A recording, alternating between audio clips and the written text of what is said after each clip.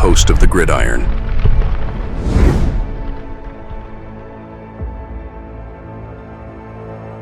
All right. Welcome to the Gridiron, baby. If you can give this video a thumbs up or maybe share this video, that would be absolutely freaking phenomenal. If you subscribe to my channel, thank you. If not, please go down below, hit the subscribe button, hit that bell icon. That way next time I go live or if I put a video out, you'll be notified.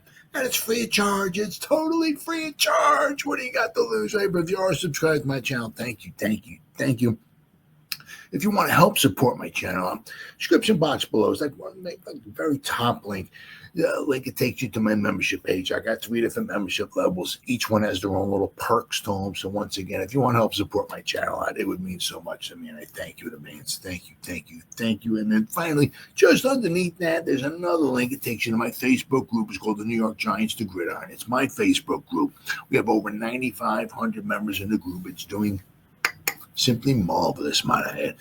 Basically, if I'm alive and breathing and if I got internet access, I'm putting stuff in this group darn near 365. It's called the New York Giants to Gridiron. It's my Facebook group. Please join it. You will not be dissatisfied. I promise. Well, I'll tell you, I mean, I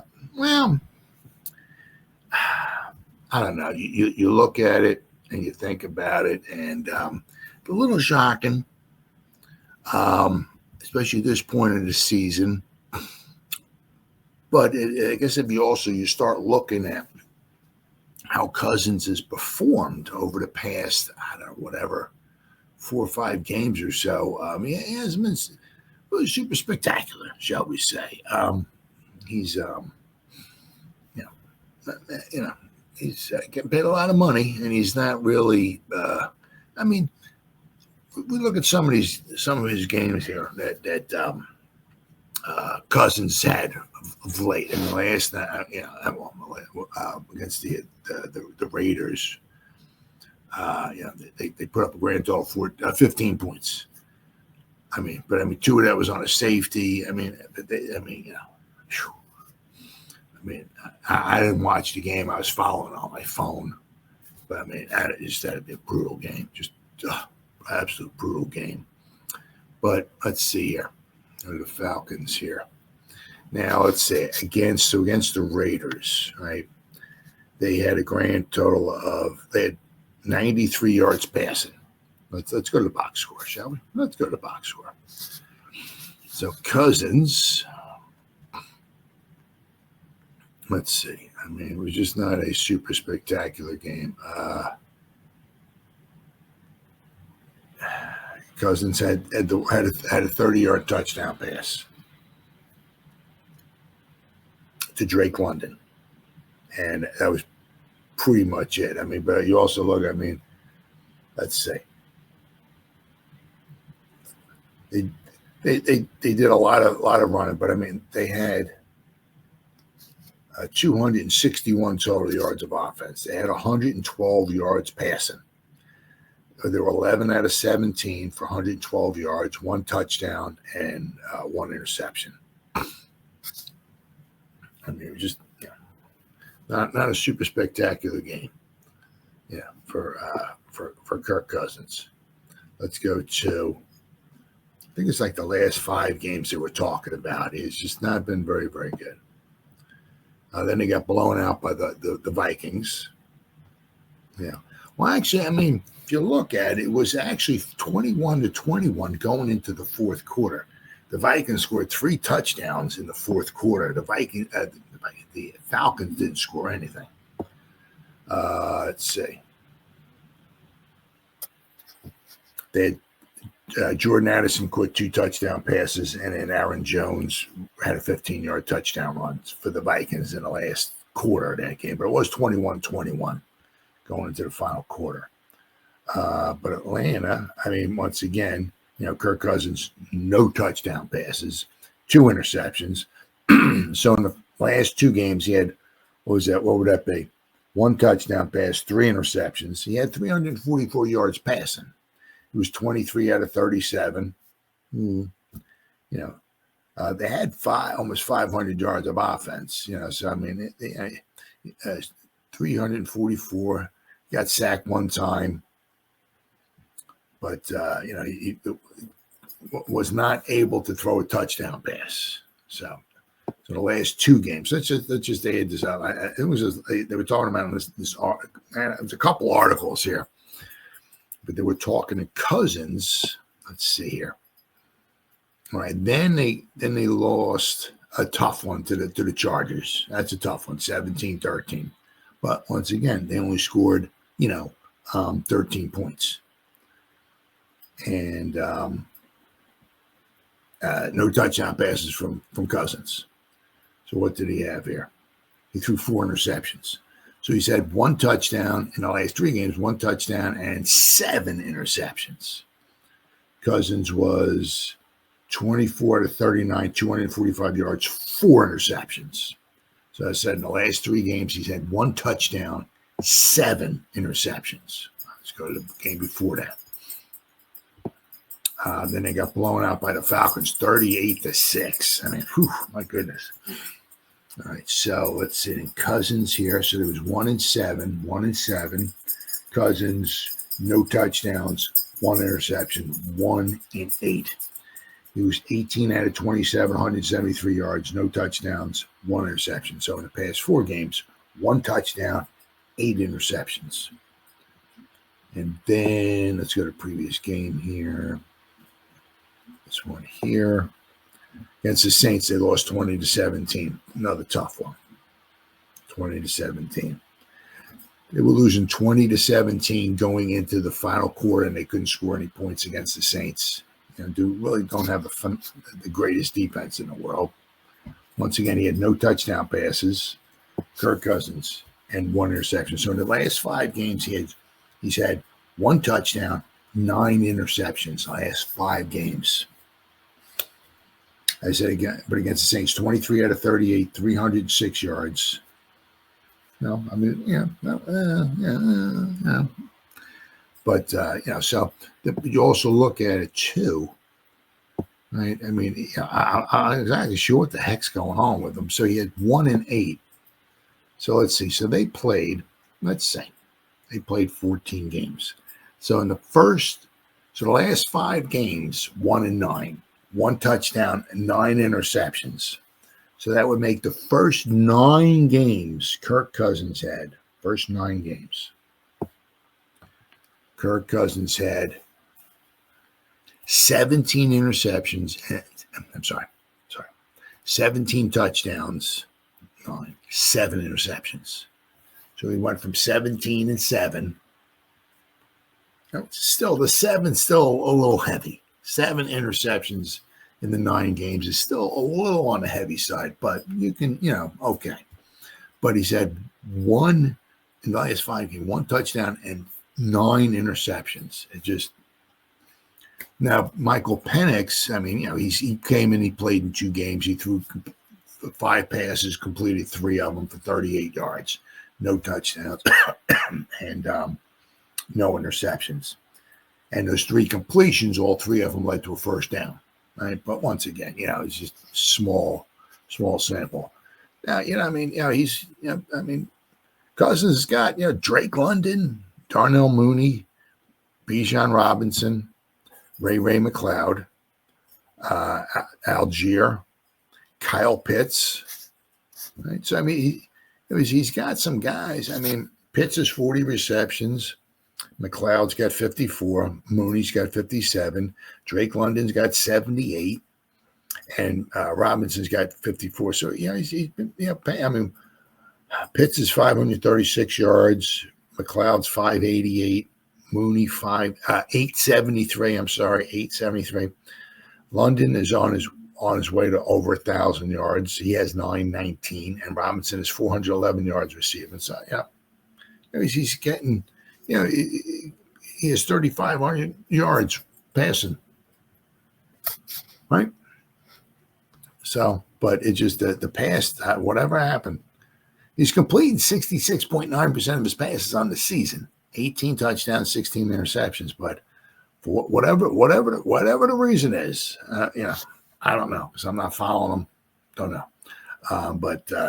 So we're going to be going against Michael Penix on Sunday when the Giants take on the Falcons. So it's kind of little, I don't know exactly what the Falcons' chances are of making the playoffs or whatever, because they're 7-7, right?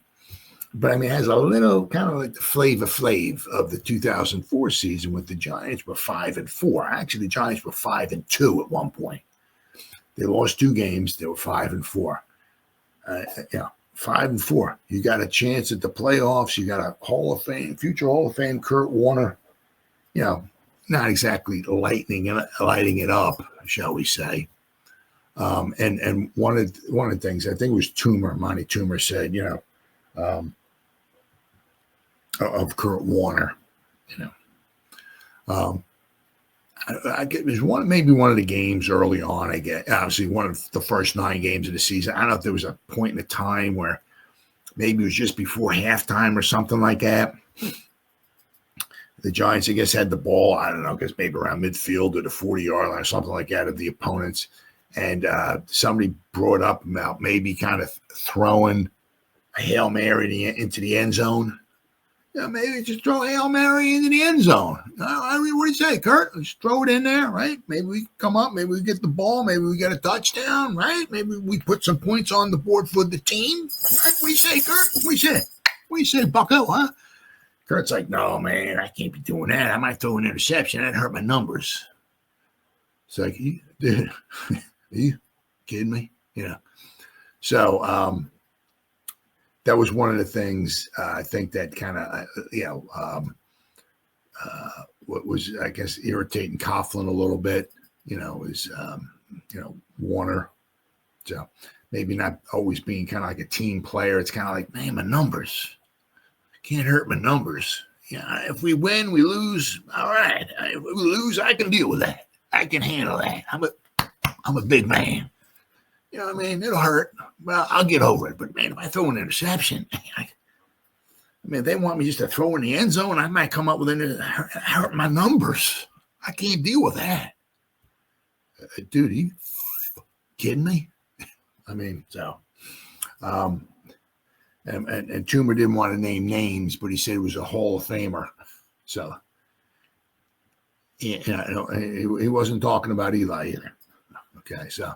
That was the only quarterback. That was the only Hall of Fame quarterback that Toomer played with, right? So, but I mean, I said in the 2004 season, I said the Giants were 5-4. I mean, we got 7 games left, well in the playoff hunt without question. They pulled the plug. They pulled Warner out, threw in Eli, right? As they say, the rest is history. So we're going to be facing 7-7. I mean, let's see what is. What the heck? Let's look here. NFL. Let's see. NFL standings. All right, National Football League here. Okay, so we got. Yeah, I mean, they're only 1 game behind the Bucs. I mean, it looks like the Saints are pretty much out of it. They're 5-9. I mean. And the Panthers obviously 3-11, but the Falcons are 7-7, and the Buccaneers are 8-6. I mean, the Falcons have a chance. I mean, I don't really think they have a chance of making the wild card, because you got the Commanders are 9-5, the Eagles are 12-2, the Rams are 8-6, Seahawks are 8-6, Lions got 12 wins, Vikings got 12 wins, Packers got 10 wins. So Falcons, I don't think ain't getting no wild card. Okay. But they still got a chance at winning the division, right? I mean, the Buccaneers. Let's see who the Buccaneers got here. Buccaneers, final 3 games. Got to play the Cowboys. Then they got to play the Panthers, and then they got to play the Saints. So the Buccaneers, that's not a terrifically tough schedule, shall we say? But one game is in Dallas. Who knows? It's a Sunday night game, apparently, unless they flex out of it, I guess. I don't know. But what we got? Then they're playing. Then they got a home against the Panthers. That's quite possibly a win. But, you still have to play the games. and then they're playing at home against the Saints. So they're playing basically against the Bucks, three teams that do not have a winning record. So let's go to the Falcons. Who do the Falcons got to play? Obviously the Giants. So that's, you can almost just don't even bother playing that one. Just chalk that one up as a W, right? But then the Falcons got to play the Giants, and they got to play the Panthers. They're playing the Giants at home. They're playing the Panthers at home. You can almost, I don't want to say chalk them up. I mean, that's two really possible wins. The one tough one would be the following week, the game after Christmas. They're playing on the road against Washington, those Commanders. So that could be a real tough one. But still, anything's possible. You got to play the games, right? But they're pulling the plug, and they're putting Penix in there. And so going to be interesting to see after this season's over, right, what they wind up doing with Cousins going forward. I mean, because they signed him. It was like $180 million. I got to read a couple articles here. But, man, pulling the plug on him. All right, what do we got there? Woo, Michael Penix Jr. named Falcons quarterback number 1 amid Kirk Cousins struggles. Falcons have made a quarterback change amidst the Kirk Cousins struggles over the past 5 games, promoting rookie first-round pick Michael Penix to the starting position. After review, we have made the decision Penix Jr. will be the Atlanta Falcons starting quarterback moving forward, said Raheem Morris. This was a football decision, and we are fully focused on preparing the team for Sunday's game against the Giants. The move doesn't come as much of a surprise. Cousins, 36, has been dreadful over the past month, as I brought up. One touchdown, past 5 games, 1 touchdown pass. Sounds like the Giants, right? And 9 interceptions. I mean, he's getting some yards and all, but right? The Falcons are just 1-4 in those contests and nearly lost their 5th straight game on Monday. When when you need a safety, you have to block 39 punts. Oh my God! The Raiders are absolutely freaking putrid. I mean, you think the Giants are bad, the Raiders are just as dreadful, and you barely beat them, right? It's escaping with a 15-9 win when Jesse Bates II intercepted a pass in the end zone on the final play of the game, so they almost lost that game. I mean, phew. Falcons basically abandoning the pass on their 1st and 10 last night. Told you what the organization thought of Cousins' situation. They're going to end up paying $85 million or so for about 10 pretty good starts from Cousins, which is a disaster. So it's $85 million. Falcons threw the ball just once on 1st down against the Raiders last night. 1 time. Now, you go back 50 years ago when I first started watching football, you run the ball on 1st down, especially with the Giants. They'd run on 1st, run on 2nd, throw on 3rd, or they would run on 1st, throw on 2nd, and maybe have to throw on 3rd because it would be 3rd down and 37 or something. You know what I mean? But 50 years ago, you're running the ball on 1st down, a lot of teams, right? Not nowadays, right? Nowadays, it's more or less like the pass sets up the run. But when they only threw the ball the whole game 1 time on 1st down, and there's also this too. The Falcons threw the ball just once on 1st down against the Raiders last night. 1 time on 1st down. It was when Kirk Cousins threw an interception to Robert Spillane with 14:52 left in the 3rd quarter. That was absolutely the last straw. Right. Kirk left Raheem no choice, no idea with Cousins' contract, and you rather not go to a rook with the division title still winnable. Again, though, Kirk left Raheem no choice. So, it's going to be very interesting. Last final 3 games of the season for the Falcons and for the Buccaneers. Right. I don't know offhand. I don't know how it would work out. But if the Bucs were to falter and to lose one of those very winnable games, and the Falcons were to win all three of their final games, it'd be a tough one against the Commanders, and they would wind up tied.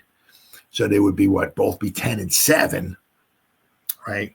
I don't know if the Falcons, it all depends upon the division record, head to head, and all that stuff. So I don't know who would wind up coming out victorious there. But I mean, the division's on the line, and they're pulling the plug on Kyle. It just goes to show you in that these articles here. I mean, he's just been dreadful the past 5 games, paying the guy all that money for like nothing. Let's see here. The Falcons are 7-7 and making a switch at the quarterback position, replacing Kirk Cousins with Michael Penix Jr. as the starting quarterback in Week 16, according to a statement sent out by the team on Tuesday night. After review, we have made the decision Michael Penix will be the Falcons' starting quarterback moving forward, said Coach Raheem Morris. This was a football decision. Let's see here. This news comes after Morris was questioned about the quarterback situation in Atlanta on Tuesday afternoon. He reiterated that the Falcons need more from the quarterback position. Though the Falcons beat the Raiders on Monday Night Football, the offensive performance or the performance was rather offensive, shall we say, and the lack of production overshadowed the 15-9 win that snapped the 4-game losing streak for the organization. Well, basically, they beat pretty much the worst team in football. Barely. Atlanta never made it to the end zone despite successful field position to begin a handful of drives. As an offense, the Falcons have struggled in the last month to score points, and the conversation around Cousins' role in that efficiency has only grown since the end of October, when he led the league in passing yards. So, I mean, they were whatever they were. They were what? 6-3, I guess, at one point. Now they're 7-7. Right? Exiting Week 15, Cousins led the league in interceptions with 16. For context, 9 of those interceptions came in the last 5 games. During the same time, Cousins has only thrown 1 touchdown pass, and the Falcons have only won 1 game. We didn't play particularly well at the quarterback position, Morris said Tuesday afternoon. We didn't play well Monday at that spot. I like to be open and honest about those things. It's always going to be those question marks. It's always going to be those question marks when it comes to head coach, when it comes to the quarterback. And you got to be really transparent about it. We got to play better. I think that's the thing that's got to be put out there. That we got to play better, and that's the thing that's got to be addressed. This thing's got to happen in order for us to find ways to win versus our next opponent, which is the New York Giants. So, let's see. They signed him to a 4-year, $180 million contract in March. This wasn't the original plan. The Falcons will look now to, obviously, with the number 1 overall pick, Penix, to take over on the offense. The plan was to have Cousins as the starter now and Penix as the starter of the future. After the issues the organization faced at the quarterback position when it traded Matt Ryan to the Colts in 2022, the Falcons were not willing to return to quarterback carousel the years that followed. They wanted and needed stability at the position, so they brought in Cousins in free agency and drafted Penix 2 months later in the first round of the 2024 draft. So, obviously, hopefully Penix works out for them, for their sake, right? And they have their quarterback of the future. I mean, what they kind of did, right? They brought in Cousins, so they got themselves a quarterback, and then they went out, and Penix kind of fell into their laps. They drafted Penix, and don't know exactly what the quarterback situation is as far as like with money or whatever like that. I didn't look it up or what. I mean, if there was, say, let Cousins go after this season, I mean, he would be an expensive person to have on, as a backup. I don't know what the dead money is. They were let Cousins go after the season's over with or whatever. But so the Giants will be facing against Mr. Penn. So if you ever get that Trivial Pursuit question and card flips over Who is Michael Penix's first career NFL start against? Well, it would be the New York Football Giants. So I'll have to wait and see how things go. It'll be very, very interesting. But the Kirk Cousins time in Atlanta is no mas. So I mean, 4 years, $180 million. I mean, we got $45 million a year. The last 5 games, 1 touchdown, 9 interceptions. And I said they barely beat. Pretty much, you can almost say, literally, almost, that the Raiders are the worst team in football. I mean, they've lost quarterbacks as well too. Crosby's out for the season, so yeah, but they're just straight up trash. Straight up trash.